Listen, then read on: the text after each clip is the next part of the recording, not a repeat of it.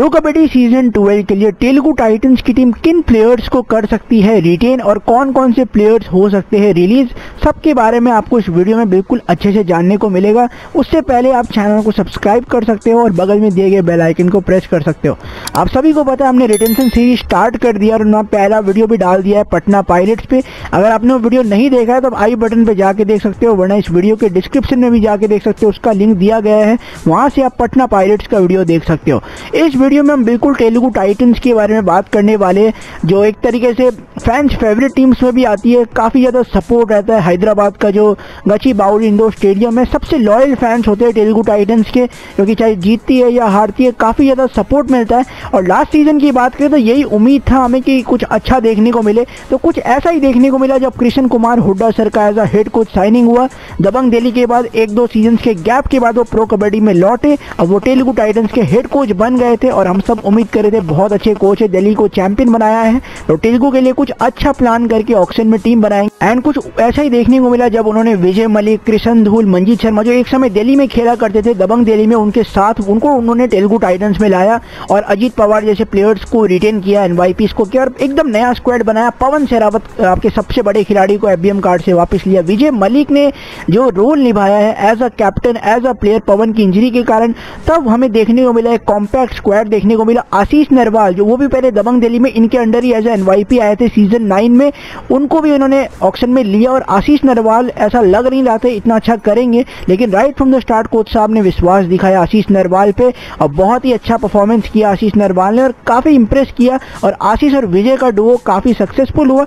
Defence में भी इस बार काफ़ी इंप्रूवमेंट देखने को मिला, लेकिन कृष्ण धूल काफ़ी डिसअपॉइंटिंग फैक्टर थे जिनसे हम सबको बहुत उम्मीदें थी। जिस तरीके से पटना के साथ सीजन गया था वैसा देखने को नहीं मिला। और तेलुगु का सीजन की बात करें काफ़ी अच्छा season two their raiding balance जो मेंटेन किया है विजय आशीष ने। पवन शेरावत भी इंजरी के बाद भी बहुत अच्छा खेले थे। डिफेंस में भी अब वो काम करने लग गए हैं। Vijay Malik I think the biggest man behind Telugu Titans का जो सक्सेस देखने को मिला है लास्ट सीजन। डिफेंस में भी अजीत पवार हो गए, शंकर गदाई ने डिसेंट सा खेला, अजीत पवार ने बहुत इंप्रेस किया है, अंकित जागरण और सागर, ये जो नया एनवाईपी आए थे सागर, इन्होंने भी काफ़ी अच्छा परफॉर्मेंस किया।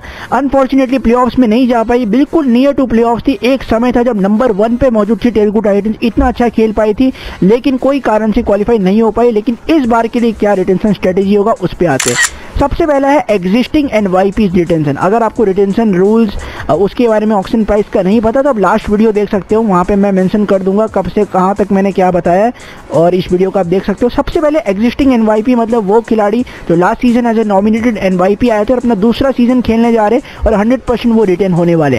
पहला नाम होगा सागर का, दूसरा होने वाला है चेतन साहू का, तीसरा होगा रोहित राठी का और चौथा नाम नितिन रावल का। ये चारों प्लेयर्स तेलुगु टाइटंस के साथ बने रहेंगे प्रो कबड्डी सीजन 12 के लिए भी कंफर्म्ड है, क्योंकि 2 साल का कॉन्ट्रैक्ट है और दूसरा सीजन जब खेलने वाले सीजन 12 में। इसमें से सागर रावल बहुत अच्छा चले, 22 मैचेस में 41 टैकल पॉइंट स्कोर किया, 2 हाई फाइव लगाया इस खिलाड़ी ने, राइट कवर के डिफेंडर है और बहुत अच्छा परफॉर्मेंस किया थ्रू आउट द सीजन। सबसे अच्छा एनवाईपी तेलुगु टाइटंस के एज अ नॉमिनेटेड एनवाईपी काम किया था सागर रावल ने और ये बिल्कुल रिटेन होंगे। उनके साथ जो तीनों प्लेयर्स क्या ने बताया 10.63 लाख जो प्राइस था, इसी प्राइस में खेलेंगे सारे प्लेयर्स, क्योंकि एनवाईपी का जो प्राइस है वो यही होता है और ये बिल्कुल इस बार अगर इंक्रीज होगा तो उससे आपसे देखने को मिलेगा, वरना मेरे अकॉर्डिंग यही जो प्राइस होने वाला है इसी पे ही चारों एनवाईपीस खेलेंगे, जिनके बारे में मैंने बताया। नितिन रावल हो गए, चेतन साहू को एक मैच में मौका मिला था जहाँ पे उन्होंने मैच टर्निंग रेड भी किया था। रोहित राठी काफ़ी अच्छा डोमेस्टिक खिलाड़ी है, मौके नहीं मिले हैं, उम्मीद है अगले सीजन जब भी मौका मिले अच्छा परफॉर्मेंस करे। चारों प्लेयर्स का फ्यूचर सेफ है तेलुगु टाइटंस के साथ, क्योंकि चारों रिटेन होने वाले हैं। ये पहला कैटेगरी है एग्जिस्टिंग एनवाईपी, जिसमें हमें चारों प्लेयर्स अगले साल भी तेलुगु टाइटंस के लिए अच्छा करते हुए दिखेंगे अगले सीजन के लिए। और सबको पता है ऑक्शन की डेट्स बहुत करीब है, जैसे डेट्स अनाउंसमेंट होंगे मैं आपको बता दूंगा, मई के एंड वीक या फिर 23 से 24, 25 कभी भी ऑक्शन हो सकता है। अब दूसरा कैटेगरी होता है रिटेन यंग प्लेयर।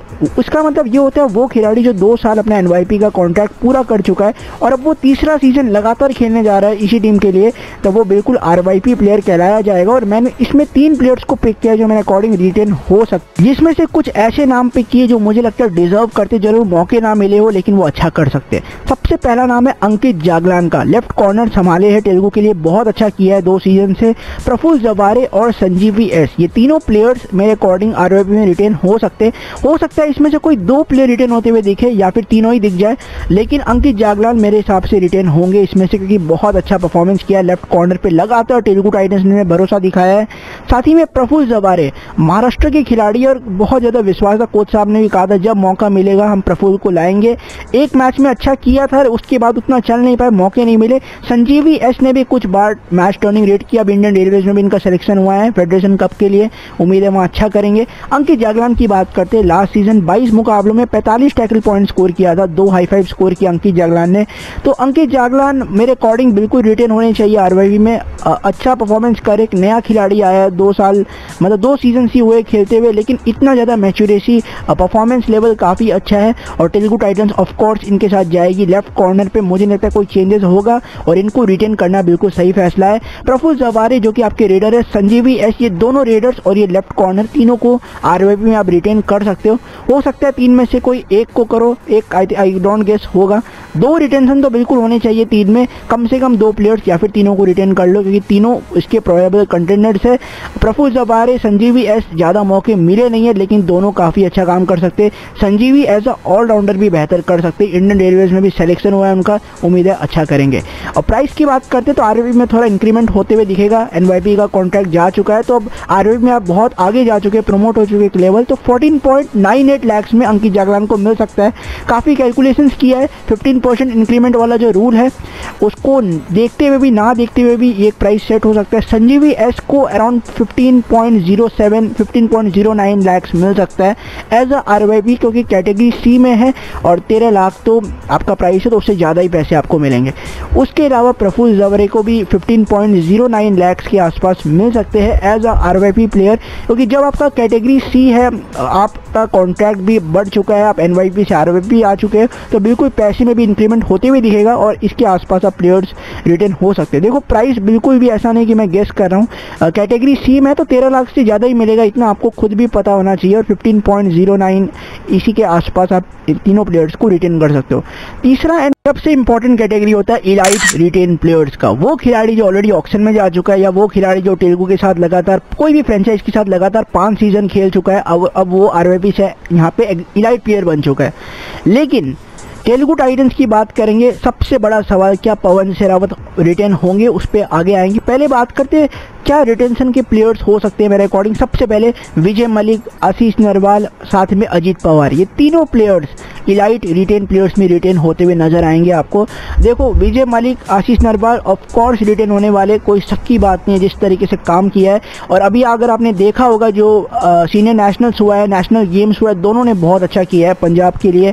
और यहाँ पे तीसरा नाम अजीत पवार का लेना चाहूँगा, इनका भी रिटेंशन होना चाहिए। पहले आते हैं विजय मलिक पे।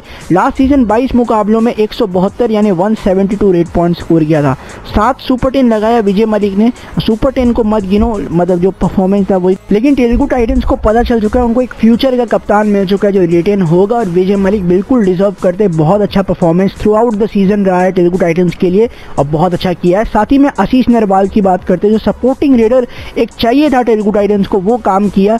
मुझे राहुल सुकेश हेगड़े, राहुल दीपक हुड्डा, राहुल चौधरी, प्रशांत कुमार राय का डुओ याद आता तेलुगु के लिए, वो काम किया विजय आशीष ने मिलकर।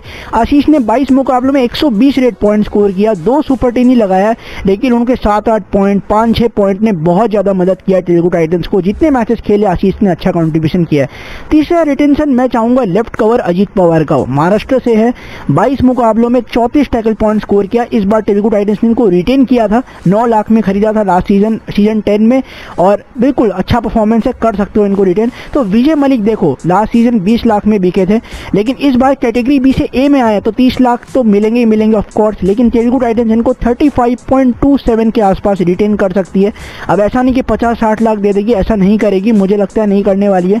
35.27 या फिर 30, मतलब 30-35 से ज़्यादा या दे सकते हो आप, वरना इस प्राइस के आसपास तेलुगु रिटेन कर सकती है। कैटेगरी इंप्रूव हुआ है तो ऑब्वियसली पैसे भी ज़्यादा मिलेंगे।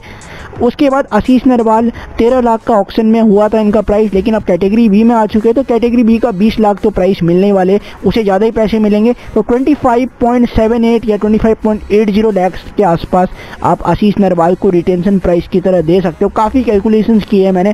साथ ही में अजीत पवार की बात करते हैं, ये भी इलाइट प्लेयर है, लगातार दूसरा सीजन खेल रहे। लास्ट सीजन इनको 17.40 लाख में रिटेन किया था तेलुगु टाइटंस ने। इस बार 15% करोगे तो 20.01 लाख बनता है। इसके आसपास अजीत पवार रिटेन होंगे। अब बात करते हैं कुछ मैंने नोटिस किया है। लास्ट सीजन मैंने क्या नोटिस किया कि अजीत पवार को 9 लाख में खरीदा गया, ठीक है। कैटेगरी डी के प्लेयर 9 लाख में रिटेन हुए थे अजीत पवार, लेकिन अचानक पता चलता है कि अजीत पवार का जो पीएकेएल सीजन 11 का रिटेंशन प्राइस है वो 70.40 है। मतलब समझ सकते हो 15% के आप डबल या 3 गुना भी, मतलब 2 गुना से ज़्यादा प्राइस अजीत पवार को दिया गया था। क्यों? क्योंकि कैटेगरी सी का दाम बढ़ चुका है, 13 लाख अब हो चुका है, और अजीत पवार जब डी से सी में आएंगे तो ऑब्वियसली प्राइस बढ़ेगा, तो उस हिसाब से रिटेंशन प्राइस होता है। अब आते हैं सबसे बड़ा सवाल पवन कुमार सहरावत के बारे में। तो पवन सहरावत का लास्ट सीजन देखते हैं। 13 मुकाबलों में 129 रेट पॉइंट स्कोर किया, 8 सुपर 10, 5 टैकल पॉइंट्स भी है, वो अलग से आप देख सकते हो। लेकिन वहां मैंने क्या लिखा है, ऑक्शन में क्यों जाएंगे सबको पता है, हर सीजन क्यों जाते हैं, due to price. Last season Telugu Titans ने इनको एफबीएम कार्ड यूज किया, 1.725 करोड़ में एफबीएम कार्ड यूज किया तेलुगु टाइटंस ने, क्योंकि मैं पहले भी कहा था 2-2.5 करोड़ नहीं मिलेंगे, इसके कम प्राइस में आपको पवन सोल्ड होते हुए दिखेंगे। बिल्कुल वैसा ही हुआ। लेकिन अगर पवन को रिटेन किया तो आपको 1.98 सीआर देना पड़ेगा, जो बहुत ज्यादा है, और अगर आप दे दोगे तो बाकी प्लेयर्स को कैसे खरीदोगे।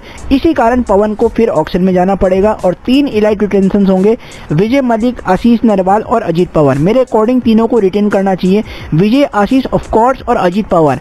एक बार मुझे वो मैच याद आता है जहां पे अजीत पवार ने मैच टर्निंग रेट किया था, इसी सीजन 11 की बात है। काफी बार ऐसा देखने को मिला, अजीत पवार ने बहुत कॉन्ट्रीब्यूट किया है, तो अजीत पवार को बिल्कुल रिटेन करना चाहिए ऐसा इलाइट प्लेयर। और तीनों रिटर्न, उसके अलावा आरवाईपी मैंने बता चुका हूँ, एनवाईपी प्लेयर्स, चारों प्लेयर जिनके पास कॉन्ट्रैक्ट है इस सीजन का भी, वो ऑब्वियसली रिटेन होंगे, उनका तो बिल्कुल श्योर है। और बाकी प्लेयर्स में भी बहुत सारे प्लेयर्स आपको रिटेन होते हुए दिखेंगे जिनके नाम बताया। और अगर आप सब कैलकुलेट करोगे जो रिटेंशन अमाउंट मैंने बताया, तो टोटल 1.69 1.687 सीआर के आसपास सारे प्लेयर्स रिटेन हो सकते जिस अमाउंट से मैंने बताया है। अब देखो रिटेंशन अमाउंट पे अगर आपको ऐसा लग रहा है कुछ ज़्यादा फर्क है, डिफरेंसेज है, बिल्कुल ऐसा ही होगा, क्योंकि 15% का रूल कोई लहजे से नहीं है। क्योंकि लास्ट सीजन जिस तरीके से रिटेंशन हुआ है कोई तरीके से देखा ही नहीं गया है 15%। अजीत पवार को 9 से 17.4 मिल रहा है, 13 का भी 15% करोगे उससे ज़्यादा पैसा मिल रहा है। तो इसका मतलब यही है कि बहुत बार ये रूल काम नहीं करता। अब प्रो कबड्डी में बहुत कुछ अलग देखने को हमें मिल रहा है, तो इस हिसाब से तेलुगु टाइटंस अपने प्लेयर्स को रिटेन करना चाहिए, जो मैंने आपको बताया है। सब कुछ कवर कर दिया। अगर आपको फिर भी कोई भी रिटेंशन 15% रूल का डाउट है तो पटना पायरेट्स वाला वीडियो है, उसके पहले 6 मिनट देख लो, आपको पता चल जाएगा किस तरीके से रिटेंशन काम करता है। अगला वीडियो यू मुंबा पे आने वाला है, बहुत जल्द आएगा। आपके सारे टीम्स में वीडियो, फेवरेट टीम पे वीडियो आएगा। तेलुगु के फैन हो वीडियो को लाइक करके चैनल को सब्सक्राइब। मिलते हैं नेक्स्ट वीडियो।